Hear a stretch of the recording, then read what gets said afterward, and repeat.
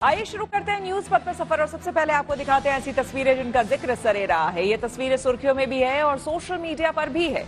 इनसे आपका बाखबर होना भी है जरूरी है क्योंकि चौराहे पर इन्हीं की चर्चा है और चर्चा डोंबिवली के जाबाज भावेश महात्रे की भी है।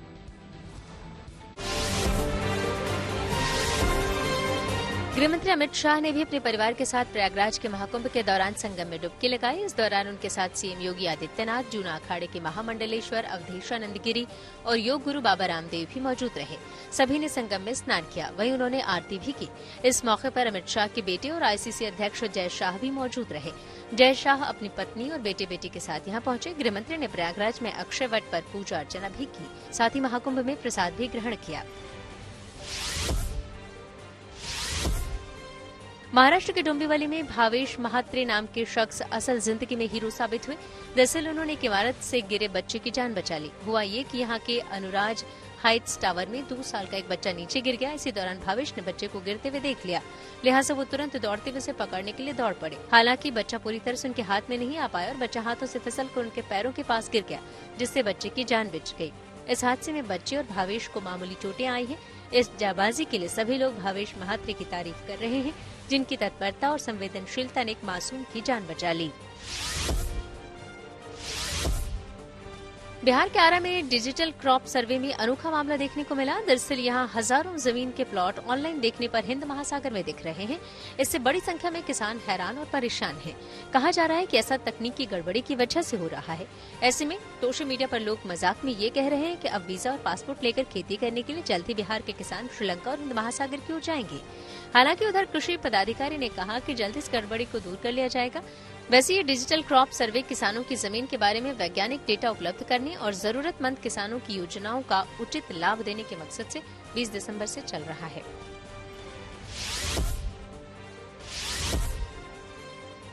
राजस्थान के प्रसिद्ध कृष्णधाम चित्तौड़गढ़ जिले में भगवान सांवलिया सेठ को एक भक्त ने चांदी से बना रावण का दर्शन भेंट किया। दरअसल पिछले साल दशहरे पर बादल छा गए थे और बरसात के कारण रावण दहन पर संकट हो गया था। तब रावण, मेघनाथ और कुंभकर्ण के पुतले का निर्माण करने वाले ठेकेदार छोटूलाल ने भगवान सांवलिया सेठ से मन्नत मांगी थी कि बरसात रुके और रावण दहन हो जाए। तब उनकी ये मनोकामना पूरी हो गई थी, जिस पर ठेकेदार छोटूलाल ने भगवान सांवलिया सेठ का आभार जताया और अब सांवलिया सेठ के दरबार में चांदी का रावण चढ़ाया। जिंदगी का सफर सुहाना हो, इसके लिए सावधान रहना जरूरी है। रोजमर्रा की आपाधापी में कुछ देर बैठकर सोचना समझना भी जरूरी है कि आपके आसपास क्या हो रहा है और जो कुछ हो रहा है उससे हमारी जिंदगी, हमारा परिवार कैसे प्रभावित हो सकता है। इसलिए हॉर्न बजाकर बाखबर करने वाली खबर जरूरी होती है। और आज की ये खबर पुणे और सोलापुर में गुलेन बैरी सिंड्रोम यानी कि जीबीएस के कहर से जुड़ी हुई है। पुणे में एक हफ्ते के अंदर 100 से ज्यादा लोग इस बीमारी का शिकार हो चुके हैं और 16 मरीज वेंटिलेटर पर हैं। वहीं सोलापुर में जीबीएस से एक मरीज की मौत भी बताई जा रही है। हालांकि ये बीमारी रेयर होती है और हर साल 1 लाख में से 1 या 2 लोग ही इससे प्रभावित होते हैं। इस बीमारी का इलाज अगर समय पर किया जाए तो पूरी तरह से ठीक हो सकते हैं, लेकिन इलाज में देर होने पर यह जानलेवा भी साबित हो सकती है। ऐसे में जरूरी है कि जीबीएस जैसी घातक और जानलेवा बीमारी से खुद भी सतर्क हो जाएं और दूसरों को भी सावधान करने के लिए हॉर्न बजाएं।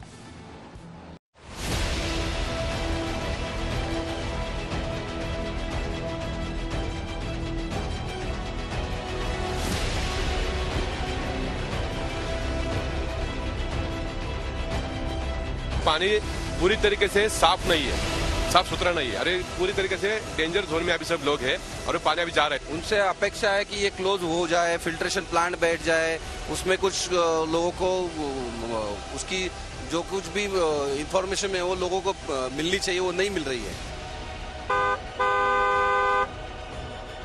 महाराष्ट्र के पुणे में गुलियन बैरी सिंड्रोम बीमारी से हाहाकार मच गया है। पुणे में एक हफ्ते के भीतर ही इस बीमारी ने 100 से ज्यादा लोगों को अपनी गिरफ्त में ले लिया है।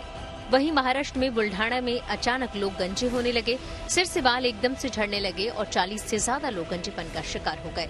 जबकि जम्मू के राजौरी में रहस्यमय बीमारी से 17 लोगों की मौत हो गई। 7 दिसंबर से बीमारी और मौत का यह खतरनाक सिलसिला शुरू हुआ है। पुणे के अस्पताल में इलाज कराते ये लोग गुलेन बैरी सिंड्रोम के शिकार हैं। गुलेन बैरी सिंड्रोम यानी जीबीएस से पुणे में दहशत का माहौल है। ये बीमारी एक हफ्ते के भीतर 100 से ज्यादा लोगों को अपनी गिरफ्त में ले चुकी है और 16 मरीज हालत गंभीर होने की वजह से वेंटिलेटर पर हैं।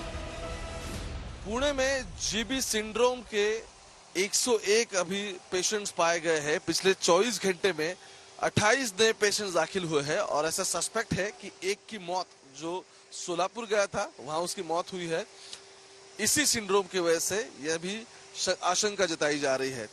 पुणे के अलग अलग शहर के नजदीक जो गांव हैं उन्हें पालिका नगर निगम ने तो साथ में ले लिया, लेकिन वाटर प्यूरिफायर और पानी साफ करने की जो सुविधा है वो उन्हें अभी तक मिली नहीं है। मैं पुणे के नजदीक, शहर के नजदीक जो नांदेड़ सिटी है उसी के आगे वाला ये गांव है जहां खड़ा हूं। ये कुआं है जिस कुएं से ये पूरे अलग अलग जो पालिका में गांव आए हैं उन्हें सभी को पानी दिया जाता है और सभी गांवों ने अपनी पाइपलाइंस यहाँ का जाल पूरा बिछाया हुआ है। यहीं से पानी लिफ्ट किया जाता है और वो गांवों को प्रोवाइड किया जाता है। अब जब पालिका ने इन सबको अपने नगर निगम के साथ मिल लिया, इनका एग्रीमेंट हुआ, लेकिन फिर भी इसके बावजूद भी वाटर प्यूरिफिकेशन की यहाँ कोई योजना नहीं है। और जहां मैं अब सिंहगढ़ रास्ते पे खड़ा हूँ, यही पुणे के सबसे ज्यादा पेशेंट्स पाए गए हैं। वहीं सोलापुर में जीबीएस से एक मरीज की मौत की भी खबर सामने आई है, लेकिन रिपोर्ट के मुताबिक पीड़ित को पुणे में संक्रमण हुआ था और बाद में उसने सोलापुर की यात्रा की थी। मेरा गांव धायरी है और यहाँ आसपास 7 गांव है कुल मिलके, और 7 गांव में प्रॉब्लम अभी चल रही है। कुछ दिन पहले, 2 साल पहले, यहाँ पे पूरे पुणे म्युनिसिपल कॉर्पोरेशन में 32 गांव शामिल हुए थे। उनमें से 7 गांव है जिनका सप्लाई ये पुराने वाला जो कुआं है वहां से हो रहा है और यहाँ पे पानी डायरेक्टली डैम से आ रहा है। इसमें कोई प्रक्रिया नहीं हो रही है, उसमें कोई भी फिल्ट्रेशन प्लांट नहीं लगा हुआ है और ऐसा ही पानी सीधा हमारे गाँव में आता है। ऐसे में ये जानना जरूरी है कि आखिर गुलिन बैरी सिंड्रोम क्या है और ये कितना खतरनाक है, इसके लक्षण क्या हैं और इससे बचने के तरीके क्या हैं। जीबीएस एक ऑटो इम्यून न्यूरोलॉजिकल डिसऑर्डर है। इस बीमारी में इम्यून सिस्टम अपनी ही नर्व्स पर अटैक करता है। इसके कारण लोगों को उठने बैठने और चलने तक में समस्या होती है। यहाँ तक कि लोगों का सांस लेना भी मुश्किल हो जाता है और लकवा की समस्या भी इसी बीमारी का लक्षण है। इनके खड़कवासला से भी सैंपल लिए गए थे 2-3 कुएं से। एक कुआं में पालिका में जब बात हुई हमारी, तब एक कुएं में ई कॉली जो इसमें एलिमेंट है वो सबसे ज्यादा मिला। वहाँ क्या परिस्थितियां हैं खड़कवासला में? खड़कवासला में क्या होता है, डायरेक्ट पंपिंग से पानी जा रहा है, टाकी में पानी खाली 20% टाकी से पानी जाता है, इसलिए वहाँ भी डायरेक्ट डैम से पानी जाने की वजह से वहाँ भी पेशेंट की बीमार संख्या ज्यादा है उधर भी। अभी नए कितने मिले आपके यहाँ पेशेंट? अभी 3 दिन में ही 9 पेशेंट मिल गए। 9 पेशेंट मिले खड़कवासला में और वो प्राइवेट हॉस्पिटल में। दरअसल हमारा नर्वस सिस्टम 2 हिस्सों में होता है। पहला हिस्सा सेंट्रल नर्वस सिस्टम कहलाता है, जिसमें रीढ़ की हड्डी और ब्रेन वाला पार्ट होता है, जबकि दूसरे हिस्से में पेरिफेरल नर्वस सिस्टम आता है, जिसमें पूरे शरीर की दूसरी सभी नर्व्स होती हैं। गुलिन बेरी सिंड्रोम में इम्यून सिस्टम नर्वस सिस्टम के दूसरे हिस्से यानी पेरिफेरल नर्वस सिस्टम पर ही हमला करता है। इस बीमारी का अंदाजा इसी बात से लगाया जा सकता है कि इससे प्रभावित लोगों में से करीब 7.5% लोगों की मौत हो जाती है। गुलिन बेरी सिंड्रोम एक रेयर बीमारी है क्योंकि हर साल 1 लाख लोगों में से 1 या 2 लोगों में से ये बीमारी देखने को मिलती है। आपका गांव? नांदेड़। यहीं से हो आप? चलो, आप बताओ ये कितने साल से ऐसा हो रहा है कि आप कुएं में पाइप डाल के पानी उठा रहे हो पीने के लिए? जैसे ग्राम पंचायत था वैसे ही चालू है। अब कॉर्पोरेशन में आए तो हमें लग रहा था कि कुछ फिल्ट्रेशन प्लांट वगैरह बैठेगा, कुछ सुविधा मिल जाएगी। 3 साल से कॉर्पोरेशन में गए लेकिन कुछ सुविधा है नहीं। अभी भी प्राइमरी जो रिक्वायरमेंट है लोगों की, पानी, रास्ता, लाइट, उसमें ही झगड़ रहे हम। तो आप नगर निगम के अंडर तो आ गए, पीएमसी के अंडर, तो जब आपने लेटर दिया था कि ऐसा सब कुछ हो रहा है, फिर जैसे आउटब्रेक बढ़ा, मतलब ज्यादा यहाँ पे मरीज मिलने लगे, उसके बाद आपकी कुछ बात हुई पालिका में? पालिका में बात हो रही है, वो अधिकारी आते, विजिट करके जाते, लेकिन उसके ऊपर तो कोई ठोस कुछ हो नहीं रहा है। पुणे में फैले इस बीमारी की रोकथाम के इंतजाम अभी भी नाकाफी हैं और बदइंतजामी के आलम को इस तस्वीर से समझा जा सकता है।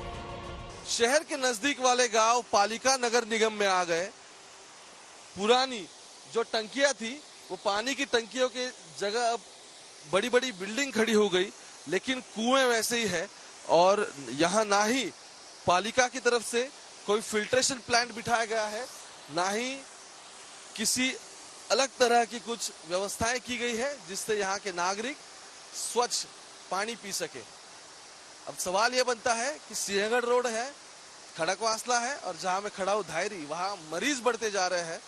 सरकार की तरफ से अभी तक कोई मदद नहीं पहुंची है। यहाँ के लोग जितने भर्ती है सबसे ज्यादा प्राइवेट अस्पताल में है। ना ही कोई खर्चा उठा पा रहा है, ना अब कोई रिस्पॉन्सिबिलिटी ले रहा है। ये बीमारी अमेरिका के राष्ट्रपति रहे फ्रैंकलिन डी रूजवेल्ट की भी मौत का कारण बनी थी। दरअसल रूजवेल्ट को इस बीमारी के चलते लकवा हुआ था, जिसकी वजह से उनके कमर के नीचे के हिस्से ने काम करना बंद कर दिया था।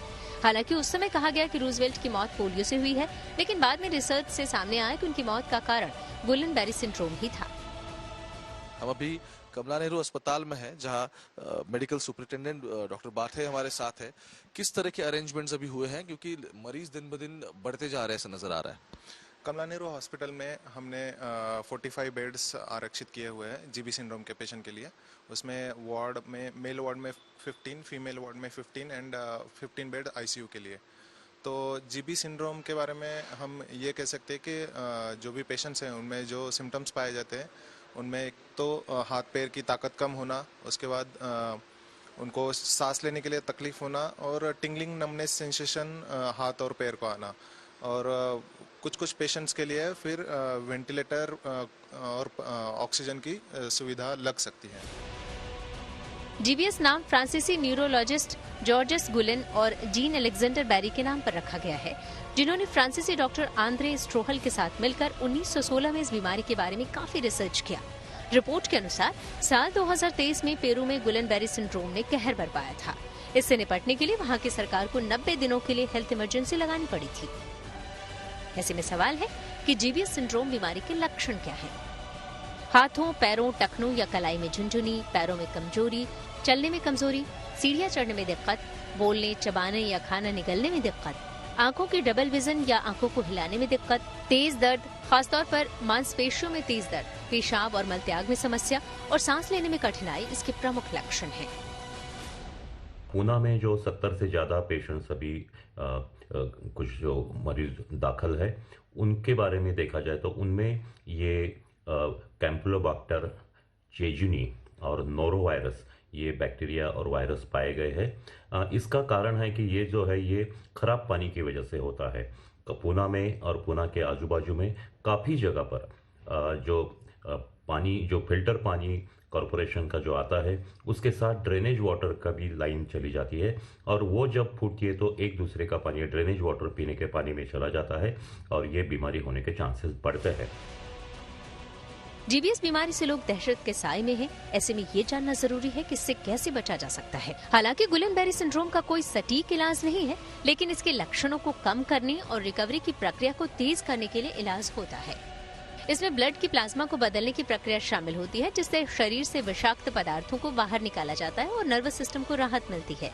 इसमें इम्यून सिस्टम के खिलाफ काम करने वाले एंटीबॉडी की एक खुराक दी जाती है, जो तंत्रिका कोशिकाओं को अधिक नुकसान से बचाती है। इसके अलावा पेन किलर और फिजियोथेरेपी की भी सलाह दी जाती है।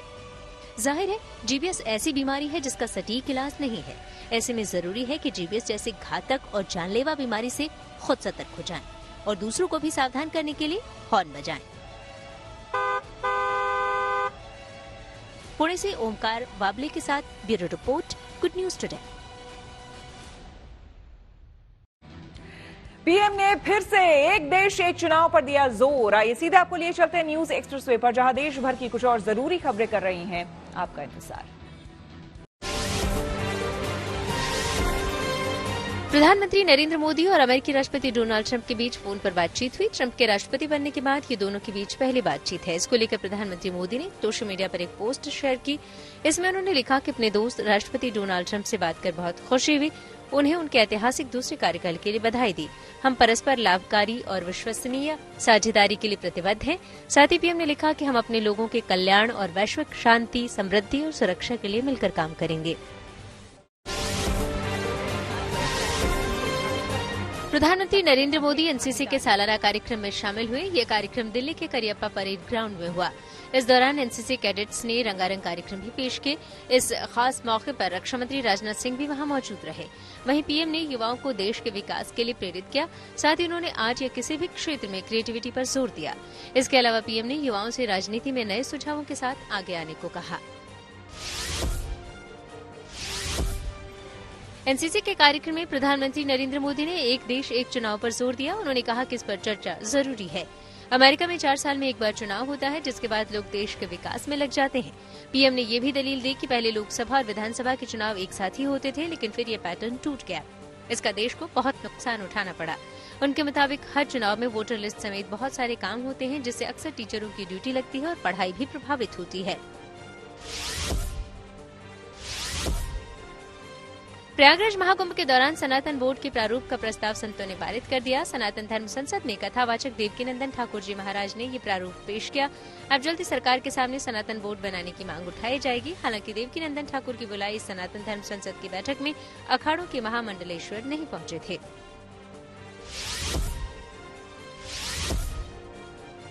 उत्तराखंड में पूर्व विधायक कुंवर प्रणव सिंह चैंपियन को 14 दिन की न्यायिक हिरासत में भेज दिया गया। इससे पहले फायरिंग मामले में गिरफ्तार कुंवर प्रणव सिंह चैंपियन की हरिद्वार की सीजेएम कोर्ट में पेशी हुई।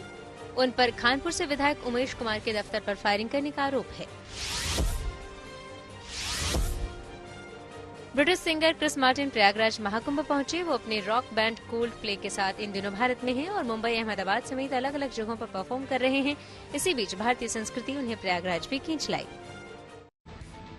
खबरों के एक्सप्रेस में से आगे रुक करते हैं सियासी ढाबे का, जहां आज की सबसे दिलचस्प खबर मौजूद है। दिल्ली चुनाव से पहले सभी राजनीतिक दलों ने वादों और दावों का पिटारा खोल दिया है, जिससे कि दिल्ली की जनता को यह तय करना मुश्किल हो रहा है कि वो किधर जाए और किसके वादों पर एतबार करे।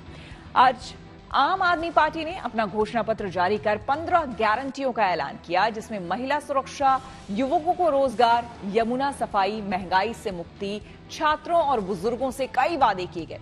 साथ ही यह भी कहा कि अगर बीजेपी सत्ता में आई तो सभी योजनाएं कर देगी बंद, जबकि बीजेपी केजरीवाल के वादों की याद दिला रही है। वहीं कांग्रेस, आम आदमी पार्टी और बीजेपी दोनों को झूठा करार दे रही है। अब ये केजरीवाल की गारंटी है, आज हम 15 गारंटी जारी कर रहे हैं।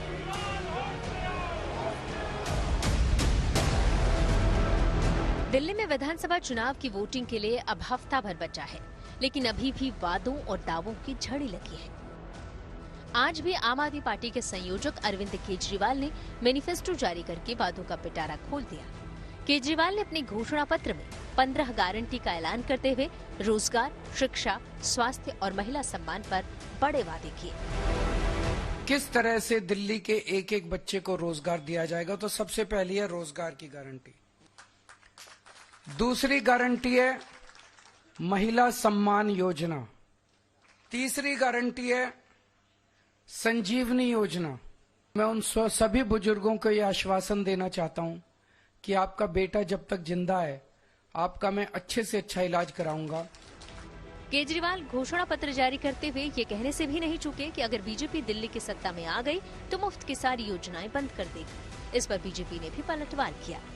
5,000 रुपए बिजली का एडिशनल खर्चा आने लगेगा अगर आपने कमल का बटन दबा दिया। 10,000 रुपए एडिशनल खर्चा आने लगेगा अगर आपने कमल का बटन दबा दिया स्कूल की शिक्षा की वजह से। 2,000 रुपए फ्री पानी की वजह से बचत हो रही है। मोहल्ला क्लिनिक बंद हो जाने की वजह से कम 4-5 हजार रुपए तो हमारा दवाइयों का, डॉक्टर का, इलाज का खर्चा महीने का आ ही जाता है हर परिवार का। तो 22,000 हो गए और महिलाओं के फ्री बस से 2-2.5 हजार रुपए वो हो गए, तो 25,000 रुपए हर महीने आम आदमी पार्टी की सरकार की वजह से दिल्ली के लोगों को बचत हो रही है।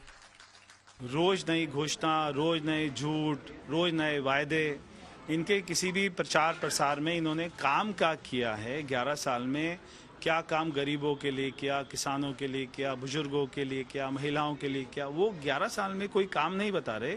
मैं करूंगा करूंगा करूंगा करूंगा करते जा रहे हैं। दिल्ली की जनता कब तक सहन करेगी? कब तक वो विश्वास करेगी? इतना झूठा व्यक्ति जो रोज नए झूठ बोलते हैं। कांग्रेस ने आम आदमी पार्टी और बीजेपी दोनों को झूठा बताया और कहा कि दोनों पार्टियां पैसा बांटकर वोट बटोरना चाहती हैं। पैसे दोनों पार्टी बांट रही है। हमको तो पता नहीं परवेज जी को 500 की कहां से खबर है। हमारे तो लोगों ने सीधे सीधे 1,000 रुपए बंटने की बात की है। परवेज जी स्वयं 1,000 रुपया बांट रहे हैं, तो वो क्या उंगली किसी पे उठा रहे हैं? उन्हें तो खुश होना चाहिए कि आम आदमी पार्टी 100 रुपया कम बांट रही है। मैं तो सिर्फ कांग्रेस जितने हमारे वोटर हैं उनसे कहूँगा, कोई लोग पहले लोग कहते थे कि इनका पैसा ले लो लेकिन वोट कहीं देना, मैं तो ये भी नहीं कहूँगा। मैं तो कहूँगा इन लोगों का पैसा इनके मुंह पे फेंको। इन लोगों की पाप की कमाई है, पाप की कमाई किसी की लेनी नहीं चाहिए।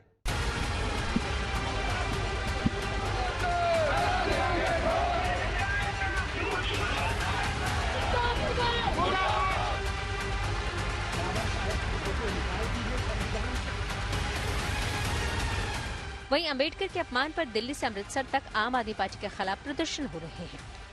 अमृतसर में हुई बाबा साहिब भीमराव अंबेडकर की मूर्ति की बेअदबी के बाद राष्ट्र राजधानी दिल्ली में भी इस मामले की गूंज सुनाई दे रही है, जहां भारतीय जनता पार्टी, आम आदमी पार्टी और दिल्ली के पूर्व मुख्यमंत्री अरविंद केजरीवाल को घेरती दिख रही है। इस समय मैं फिरोजशाह रोड की आपको तस्वीरें दिखाऊंगा, जहां दिल्ली के पूर्व मुख्यमंत्री अरविंद केजरीवाल का निवास है। उसके बाहर आप देख सकते हैं कि भारतीय जनता पार्टी के जो नेता हैं, एससी मोर्चा के जो कार्यकर्ता हैं, यहाँ पर इकट्ठे हुए हैं। आप तस्वीरों में देख सकते हैं दिल्ली बीजेपी अध्यक्ष वीरेंद्र सचदेवा हो, योगेंद्र चंदोलिया एमपी हो और साथ ही दुष्यंत गौतम भारतीय जनता पार्टी के जो नेता और कार्यकर्ता यहाँ पर इकट्ठे हुए हैं। देखिए, पंजाब में जिस तरह से बाबा साहब की प्रतिमा पर हमला किया गया है, ये संविधान पर हमला, देश की अस्तित्व पर हमला। बाबा साहब भारत के रत्न हैं, लेकिन अरविंद केजरीवाल की सरकार, वहाँ का मुख्यमंत्री यहाँ दिल्ली में डेरा डाल के बैठा है एक जमानती अपराधी के कैंपेन के लिए।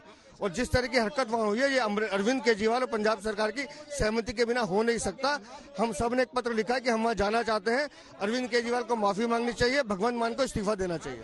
जबकि पंजाब के मुख्यमंत्री भगवंत मान कह रहे हैं कि आरोपी और उसके पीछे की साजिश का पता लगाकर सख्त कार्रवाई की जाएगी। बीजेपी केजरीवाल को अम्बेडकर विरोधी करार दे रही है तो कांग्रेस देश विरोधी। ये एक नहीं अनेक प्रहार डॉक्टर भीमराव अंबेडकर जी और उनकी सोच पर आम आदमी पार्टी ने किए हैं। इन्होंने कहा था उप मुख्यमंत्री बनाएंगे, नहीं बनाया। इन्होंने 500 बच्चों को 5 सालों में विदेश में पढ़ने के लिए भेजना था, दलित समाज के 5 बच्चों को भी नहीं भेजा है। यही नहीं, दलित का जो फंड बनता है, इन्होंने दलित समुदाय के उस फंड का भी दुरुपयोग किया। गिल साहब ने कहा कि सिर्फ अगर आम आदमी पार्टी अगर आएगी तो आतंकवाद और रेडिकल्स यहाँ पे बढ़ेंगे, दूसरी पार्टियों के साथ में नहीं बढ़ेंगे। ऐसा गिल साहब ने 2 फरवरी 2017 में कहा, जो कि अब सच होता जा रहा है। आरोपी ने बाबा साहब की मूर्ति क्यों तोड़ी, इसकी पूरी पड़ताल बाकी है, लेकिन इस हमले पर सियासत पंजाब से दिल्ली तक उबल पड़ी है। मौका चुनाव का है, इसलिए सभी पार्टियां किसी भी मुद्दे को हाथ से फिसलने नहीं देना चाहती। इसका जनता पर कितना असर होता है, ये फिलहाल कहना मुश्किल है। Bureau report, good news today. News तक पर आगे है धन बाजार, जहां शेयर बाजार से लेकर कारोबार तक की सभी अहम खबरें होती हैं, जिसका सीधा रिश्ता आपकी आमदनी आपकी जेब से होता है। तो तेज रफ्तार खबरों के बीच ये जरूरी खबरें छूट न जाए, इसलिए सीधे आपको लिए चलते हैं धन बाजार। हफ्ते के पहले कारोबारी दिन शेयर बाजार में भारी गिरावट देखने को मिली। सेंसेक्स 824 अंक लुढ़क कर 75,366 पर बंद हुआ। वहीं निफ्टी भी 263 अंक फिसला, ये गिरकर 22,829 पर आ गया। आईटी, मेटल और हेल्थ केयर समेत सभी सेक्टरों के शेयर लाल निशान पर बंद हुए।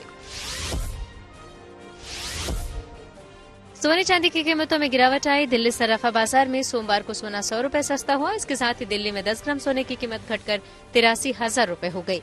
वहीं चांदी भी 2,000 रुपए लुढ़की। दिल्ली में 1 किलो चांदी की कीमत घटकर 92,000 रुपए पर आ गई। सोमवार को डॉलर के मुकाबले रुपया फिसल गया, इसमें 11 पैसे की गिरावट आई। इस तरह 1 डॉलर के मुकाबले रुपए की कीमत 86 रुपए 33 पैसे हो गई। Honda motorcycle and scooter India ने अपनी पॉपुलर बाइक लिवो को नए फीचर्स के साथ अपडेट कर दिया। नई होंडा लिवो में अब फुल्ली डिजिटल इंस्ट्रूमेंट क्लस्टर दिया गया है, जिससे बाइक सवार को real time mileage, due service, gear position और दूरी के बारे में जानकारी मिलेगी। कंपनी ने अपनी इस नई होंडा लिवो 2025 को 2 वेरिएंट और 3 कलर ऑप्शन के साथ पेश किया है। न्यूज पथ के सफर में अब सोशल अड्डा का रुख करते हैं, जहां आज बात होगी देवभूमि उत्तराखंड की, जो कि यूसीसी यानी कि यूनिफॉर्म सिविल कोड लागू करने वाले देश का पहला राज्य बन गया है। इस कानून से राज्य में क्या क्या बदलाव आए हैं, वो आपको विस्तार से बताते हैं। उत्तराखंड में 27 जनवरी 2025 से यूनिफॉर्म सिविल कोड लागू हो गया है, जो कि ऐसा करने वाला देश का पहला राज्य है। राज्य के सीएम पुष्कर सिंह धामी ने यूनिफॉर्म सिविल कोड से जुड़े पोर्टल ucc.uk.gov.in की शुरुआत की। सीएम धामी ने कहा कि यह कानून किसी धर्म या वर्ग के खिलाफ नहीं है, बल्कि इसके जरिए सभी को समान अधिकार मिलेंगे। उत्तराखंड में यूसीसी लागू होने के बाद अब शादी या तलाक के लिए रजिस्ट्रेशन अनिवार्य हो गया है। लड़कों की शादी 21 एवं लड़कियों की शादी 18 वर्ष से पहले कराने पर रोक लग गई है। इसके साथ ही मुस्लिम समाज में हलाला और किसी भी धर्म में बहु विवाह पर पूरी तरह से रोक लगा दी गई है। समान नागरिक संहिता के तहत बेटा और बेटी माता पिता की संपत्ति में बराबर के हकदार होंगे। किसी व्यक्ति की मृत्यु होने पर उसकी पत्नी के साथ माता पिता और बच्चे भी समान हकदार होंगे। लिव इन रिलेशनशिप में रहने या उसे तोड़ने पर रजिस्ट्रेशन अनिवार्य कराना जरूरी हो गया है। यही नहीं, लिव इन रिलेशनशिप में रहने के लिए माता पिता की सहमति जरूरी होगी।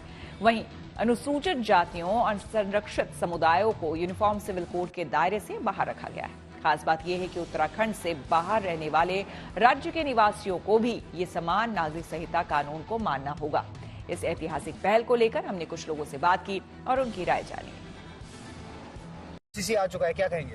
यूसीसी के लिए मैं ये कहना चाहता हूँ कि सबसे पहले तो मैं ये कहना चाहता हूँ कि प्रदेश की जनता को बहुत बहुत इसके लिए बधाई हो कि हमारे प्रदेश में जो है यूसीसी लागू हो गया है। और इसके लिए हमारे माननीय मुख्यमंत्री जो पुष्कर सिंह धामी जी हैं वो उन्होंने बहुत सराहनीय कदम उठाया है और उसके लिए मैं उनका धन्यवाद करता हूँ। और साथ ही उन्होंने, क्योंकि ये भाजपा का मैनिफेस्टो में भी उन्होंने कहा था कि मैं इसको लागू करके रहूँगा और उन्होंने लागू कर दिखाया है। लागू कर दिया है। अब लागू होने के बाद किस तरीके के चेंजेस आने वाले हैं? काफी चेंजेस आएंगे। जो महिलाओं को अधिकार नहीं मिल रहे थे उनको मिलना शुरू होगा, ये चेंजिंग आएंगे। और जो 4 शादियां होती थी उस पर भी रोक लगेगी, एक ही शादी करेंगे। और बाकी अपने जैसे हमारे यहाँ हिंदुओं में 2 बच्चे का लागू है, उनके यहाँ भी 2 बच्चों का ही लागू होगा। इससे तो फायदा होगा, अपने उत्तराखंड की उन्नति भी होगी। महिलाओं को लेकर जैसे लिविंग रिलेशनशिप में जो पंजीकरण की बात की गई है उसको किस तरीके से देखते हैं? कितना सुरक्षा की दृष्टि से बढ़ जाता है? देखिए, ये तो बहुत अच्छा किया है, क्योंकि अभी गुपचुप चुपके से रह रहे थे, उससे कानूनी अधिकार देने का काम किया है कि रजिस्ट्रेशन जरूरी है। और उस लिव इन रिलेशन में अगर कोई बच्चा होता है तो उसको कोई अधिकार नहीं था, उससे पूरा कानूनी अधिकार भी मिलेगा। सबसे बड़ी बात जो है लिविंग रिलेशनशिप जो था, पहले ऐसे ही कोई भी रह लेता था, उससे बड़ी दिक्कतें होती थी, परिवार को लेकर दिक्कत होती थी, कोई रजिस्ट्रेशन नहीं होता था। अब रजिस्ट्रेशन भी कराना पड़ेगा। अगर कोई नया विवाह किसी का भी जोड़े का हुआ है तो उनको भी 1 माह के अंदर जो है रजिस्ट्रेशन कराना पड़ेगा। पहले जो गोदनामे की जो प्रक्रिया होती थी उसका भी आपको रजिस्ट्रेशन कराना पड़ेगा और उसकी भी संपूर्ण जानकारी जो है तथ्यगत तरीके से लीगलाइज होगी और उसके तहत ही उनको उनके अधिकार दिए जाएंगे। इसके लिए अब किसी भी प्रकार का कोई भी जो है मतभेद नहीं होगा और ये बिल जो है सभी वर्गों के लिए बहुत उपयोगी है। ये सरकार ने काफ़ी अच्छा कानून निकाला है और ये अच्छी बात यह है कि हमारे उत्तराखंड में सबसे पहले लागू हुआ है और इसमें सभी धर्मों को जो है अभी एक समान का वो दे दिया गया है। ऐसा नहीं है कि मुस्लिम के लिए लग गया, हिंदूज के लिए लग गया, सबको एक रिलीजन में कराए। और लिव इन में रहने के लिए इसके लिए रजिस्ट्रेशन वगैरह कराना पड़ेगा। साइबर अपराधियों पर अलर्ट। टेक्नोलॉजी से जुड़ी ऐसी ही जरूरी खबरों को जानने समझने के लिए आइए आपको लिए चले डिजिटल गली। यूपी पुलिस ने एक बार फिर महाकुंभ में आने वाले श्रद्धालुओं और साधु संतों को साइबर अपराधियों से बचने की सलाह दी। इसके लिए उन्हें कोई भी ओटीपी शेयर नहीं करने को कहा गया। साथ ही ऐसे किसी भी मामले की सूचना 1930 या फिर 112 पर देने की सलाह दी गई। पीआईबी यानी सूचना और प्रसारण मंत्रालय की फैक्ट चेक टीम ने एक फर्जी लिंक को लेकर अलर्ट जारी किया। दरअसल इस फर्जी लिंक पर यह झूठा दावा किया गया है कि केंद्र सरकार की ओर से छात्रों को मुफ्त लैपटॉप दिए जा रहे हैं, जिसके लिए आप इस लिंक पर क्लिक करें। लेकिन पीआईबी ने साफ किया कि यह संदेश और लिंक फर्जी है, ऐसे में आप संदिग्ध लिंक पर क्लिक न करें।